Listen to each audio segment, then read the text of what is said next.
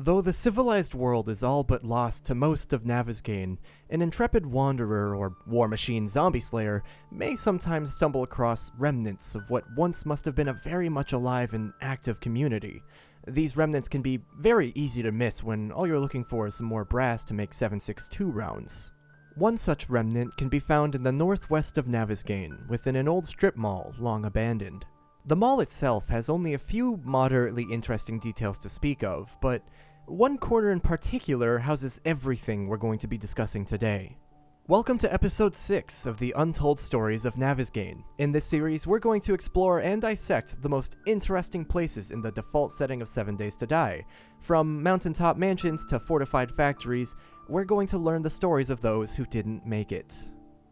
Here in lovely downtown Parishton, we have a lucky looter's paradise. With rows of shops to ransack and pillage, it can be hard to stop and take a closer look around while emptying your inventory of empty cans and plant fiber to carry more valuable items. But today, let's take that closer look and peer into the shared back room of Poppin' Pills and Shamway Foods.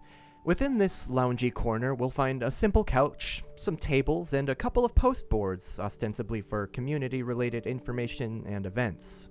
Here we come across something I haven't seen anyone discuss in a YouTube video, a forum thread, anywhere.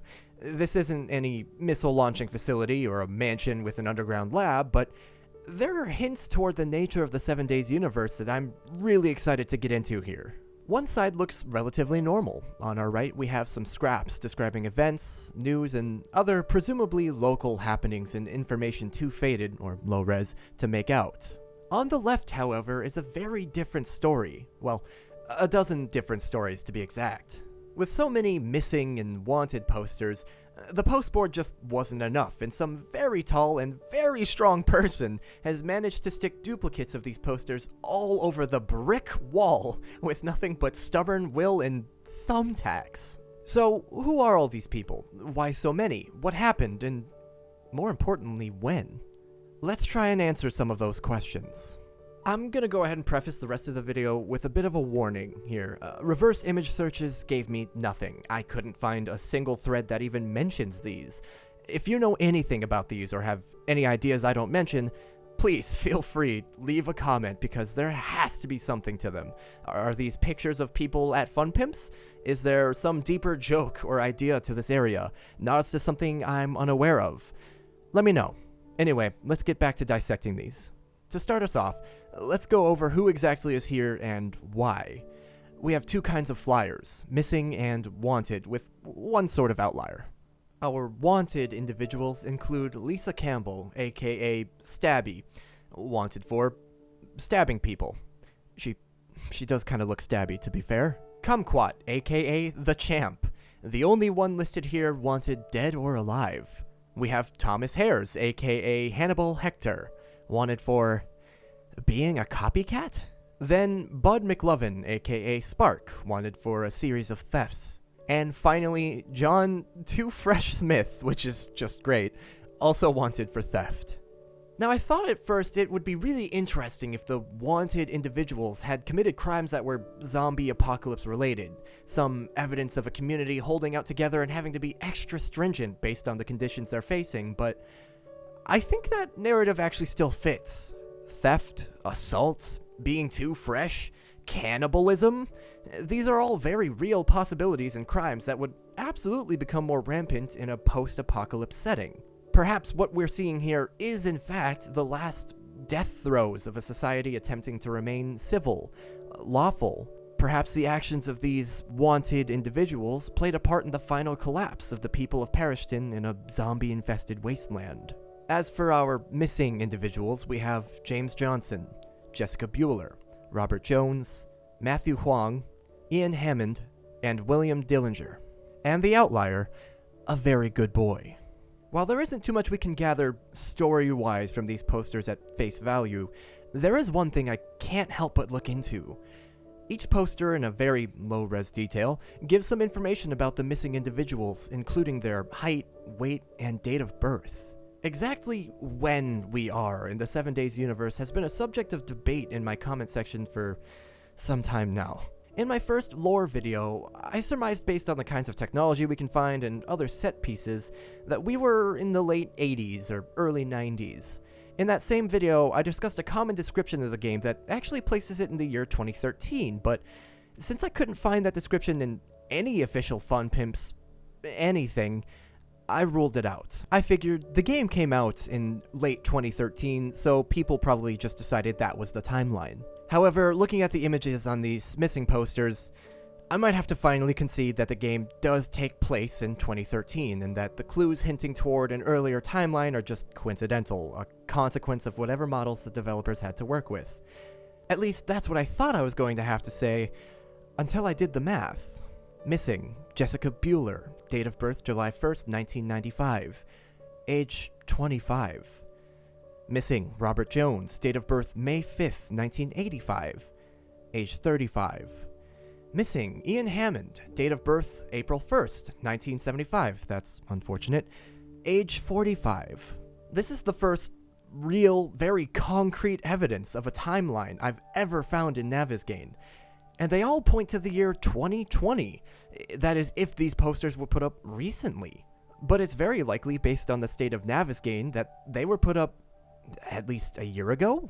That being said, based on these flyers, it's probably at least the year 2021, probably even later in the 7 Days to Die universe. This goes against everything I ever thought about the timeline, but here it is, in-game evidence. Huh. With that revelation in mind, let's take a look at the poster board on the right.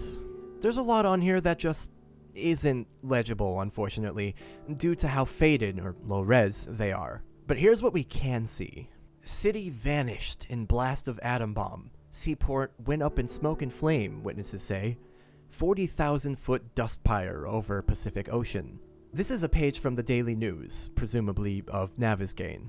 This is some strong confirmation that nuclear warheads have in fact been detonated in other places, and kind of debunks a lot of wacky theories about Navezgane being some sort of isolated test site or something. Maybe, let's not get into that right now. But this is actually a pretty big find. It doesn't confirm that any nuclear detonations occurred within the playable areas in Navezgane, but it is some very strong evidence to say that the zombie apocalypse is everywhere, and that Navezgane might just be a lucky safe zone surrounded by radiation from blasts that peppered everywhere else. This is also pretty in line with many descriptions of the game describing Navezgane as a sort of haven. Next we have an Epic logo? Based on the font and style, this seems to be a direct nod to Epic Games, the game's developer and publisher. But 7 Days to Die is developed by The Fun Pimps, a completely independent studio as far as I'm aware. Okay, I'm sorry, I have to stop the video right here. My face is buried in my hands because now that I'm editing this video, now that I've done this cool rotation and zoom in, I can now see that the word fail is there. It says epic fail. I guess it might just be a meme, or maybe they're making fun of Epic Games. I have no idea, but I didn't see that before, and that just drives a whole wedge into everything I might have thought about this. I'm gonna let past Holden continue to talk about Epic Games and the possible connection, but keep that in mind. This might just be a meme going epic fail, or they might be making fun of Epic, I guess. I don't know. Let's get back to the video. 7 Days to Die runs in the Unity engine, not their Unreal engine, which is made by Epic. So unless there's some business relationship or acquisition or something I'm missing here, I can't find any reason the Fun Pimps would nod directly to Epic Games, so perhaps they're just quietly boasting about how epic their game is. I don't know. This is one of those things in this video that if anyone happens to know something I don't here, feel free to yell at me in the comments for my ignorance. Because honestly, I'd really just like to know. Other than that, we have various flyers and snippets advertising presumably local events. Habitat for Humanity Spring Picnic, a game of Capture the Flag, the local person that really likes to scream, and somebody that could really just use some help. With all that covered, here's the story I've gathered here today. There used to be a relatively active community in Parishton. Community events were common, and based on the size of the city, it's a safe bet that everyone knew just about everyone, and if anything happened, your neighbor, your barber, and the local butcher would all probably hear about it. Whether before or after the zombie outbreak, nuclear bombs did fall around the globe, or at least near the west coast of the United States. A dust pyre over the Pacific could have originated in Arizona, where Navezgane is located, but it's more likely to have occurred further west toward the coast in California. As nuclear devastation and the early stages of a zombie apocalypse began gripping the United States and possibly the world, the small town of Parishton came together to survive. Unfortunately, as one might expect, as the scenario this town found itself in worsened, as did the actions of those dwelling here. Stabbing sprees, theft, even cannibalism began to arise as desperate survivors resorted to fighting each other for whatever resources they could get their hands on. Parishton, a once close-knit community, held together for some time despite this, as people began going missing and crimes against the community grew rampant. Some desperate vigilantes of the community began putting up flyers in great numbers, attempting to keep the community together, to give people hope that those missing could be found and those who had betrayed them could be brought to justice. In the year 2020, at the very earliest, however, the final collapse of the city of Parishton came. No more defenses would be built, no more flyers would be made, no more community would withstand. Whether the people just left, were taken by the apocalypse and became one with it, or just couldn't survive the conditions of the apocalypse, Parishton eventually owned up to its name. Until next time, thanks for watching.